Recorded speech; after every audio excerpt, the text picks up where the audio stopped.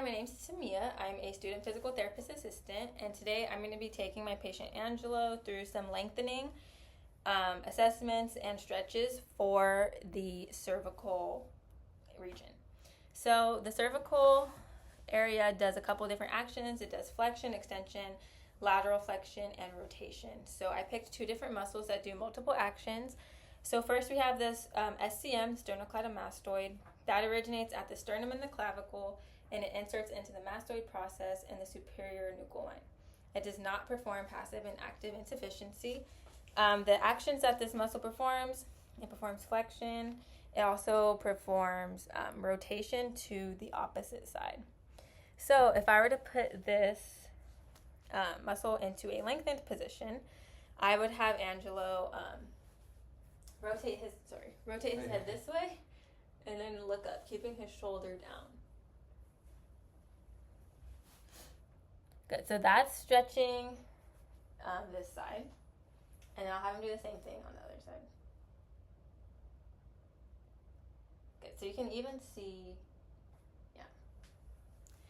Okay, so if I were to do a measurement for that muscle, I can do a measurement for rotation to the opposite side. So, I'm going to go ahead and go to the table. So I'm going to do a cervical rotation measurement.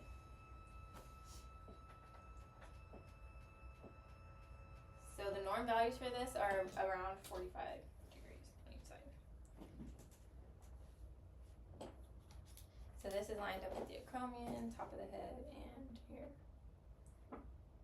So starting at that's 0. Okay, go ahead and rotate your head to your right side. So he's at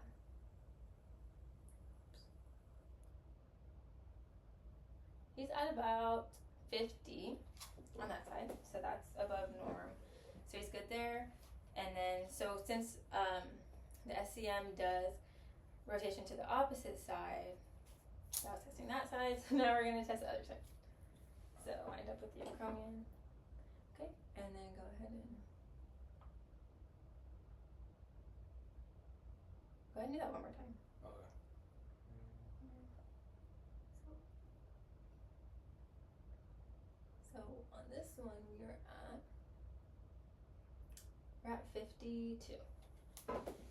So it doesn't look like he is tight necessarily on either side, but if he were to do a stretch to kind of lengthen that muscle, it's the one that we just did. So now the levator scap, it does extension, and then it also performs lateral flexion. So the origin is a transverse process of C1 through C4, and then it inserts into the medial border of the scapula, and it does not perform passive or active insufficiency. So to put that muscle into a lengthened position, since it performs extension, he can go ahead and go chin to chest. Good, so he can do that. He can also apply some overpressure if needed. Yeah, so that's stretching out directly his levator scap. And then it also does lateral flexion. So to kind of get all the movements, kind of what he just did, we're going to have him go lateral flexion and then here. So kind of like the armpit stretch. He's going to hold that for 30 seconds. So this is a really good one for that because the muscle runs all the way from here down into the medial border of the scapula right here. So he's going to hold that for 30 seconds.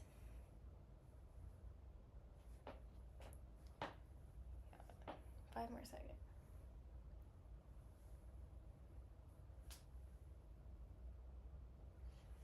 Okay. And then ideally he would do that on the other side if needed. But that is the cervical muscles.